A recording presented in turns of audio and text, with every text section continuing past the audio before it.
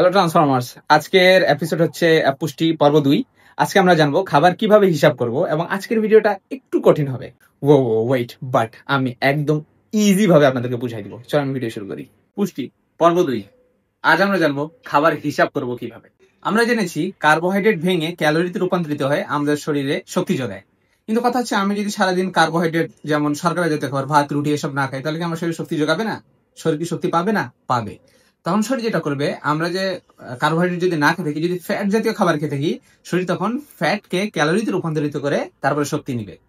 যদি আমরা ফ্যাটও না খেয়ে থাকি, তাহলে সবার শেষে প্রোটিনকে ভাঙবে এবং প্রোটিনকে ক্যালোরিতে রূপান্তরিত করে আমাদের শরীরে শক্তি যোগাবে।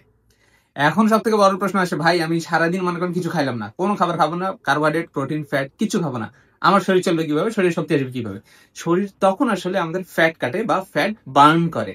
ফ্যাট বার্ন করে ফ্যাটকে ক্যালোরিতে রূপান্তরিত করে, সেখান থেকে আমাদের শরীরে শক্তি যোগায়। সুতরাং শরীর আপনার চলতে থাকবে, ব্রেন আমাদেরকে সেভাবেই চালায়। এবার আমরা জানবো খাবার হিসাব করবো কিভাবে। যখনই আমি কোনো ক্যালকুলেশন দিব, স্ক্রিনে আপনারা ওটার স্ক্রিনশট নিয়ে রাখবেন। যেমন 1 গ্রাম carbohydrate 4 calorie, 1 gram protein 4 calorie এবং 1 গ্রাম ফ্যাট 9 ক্যালোরি। এই আমরা বেসিকটা জানলাম। এবার আমরা জানবো যে আমাদের শরীরে, ধরেন আপনার শরীরে প্রত্যেকদিন আপনার শরীরটা চালনা করার জন্য কতটুকু ক্যালোরির প্রয়োজন পড়ে। গুগলে যাবেন, ক্যালোরি কাউন্টার বা ক্যালোরি ক্যালকুলেটর কিছু একটা লিখবেন, এন আপনার বয়স, ওজন এবং প্রতিদিন কতটুকু কাজ করেন সেটা সিলেক্ট করলেন।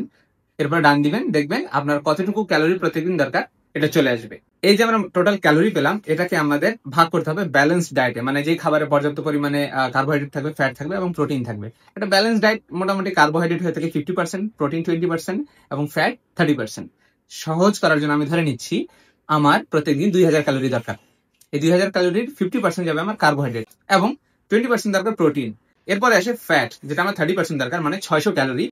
এখন আপনি ধরেন ওজন বাড়াতে চান, আপনার আসছে 2000 ক্যালোরি। সাপোজ আপনি যদি ওজন বাড়াতে চান 200 ক্যালোরি বাড়ান, মানে আপনি 2200 ক্যালোরি খাবেন। সো এই যে ব্যালেন্স ডায়েট আছে, এখানে একটু একটু করে ক্যালোরি আপনি অ্যাড করে নেন, আপনার 2200 ক্যালোরি হয়ে গেল।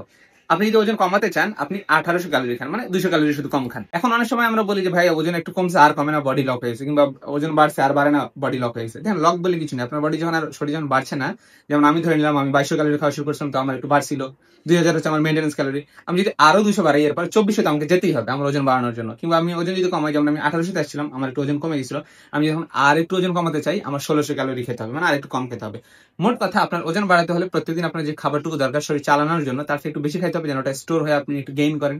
আর আপনি যদি ওজন কমাতে চান, তাহলে আপনি প্রতিদিন আপনার শরীরে যতটুকু খাবার দরকার সেখান থেকে একটু কম খেতে হবে, যেন আপনি একটু মাইনাস থাকেন, আপনার শরীরে যে ফ্যাট গুলো জমা হয়েছে ওগুলো বার্ন হয়ে আপনার ওজন একটু কমে আসবে। এবং অবশ্যই ব্যালেন্স ডায়েট আপনার ফলো করতে হবে। এমন না যে একদম ভাত ডাল এগুলা রুটি খাওয়া বাদ শুধু চিকেন খাচ্ছেন, সেদ্ধ ডিম খাচ্ছেন, না, এটা করতে যাবে না। তাহলে হঠাৎ করে আপনার এরকম ক্র্যাশ ডায়েটে গেলে আপনার চুল পড়বে, আপনার স্কিনের কোয়ালিটি খারাপ হয়ে যাবে এবং অনেক হেলদি থেকে যদি আপনি শুকায় আসেন, আপনার স্কিনও লুজ হয়ে যাবে। সো আমাদের এই যে পুষ্টি রিলেটেড যে 3-4টা পর্ব বানাবো বলেছিলাম, এই এপিসোডটাই ছিল সব থেকে কঠিন।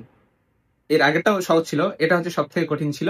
পরের ভিডিওতে আমরা আলোচনা করবো ভিটামিন এবং মিনারেল নিয়ে, কয়টা ভিটামিন আছে, কয়টা মিনারেল আছে এবং এগুলো কিভাবে কম্বিনেশন করে খাওয়া যায়, কিংবা খুব সহজে কিভাবে আমরা পেতে পারি, এটা নিয়ে পরের ভিডিওতে আলোচনা করবো। আল্লাহ হাফিজ।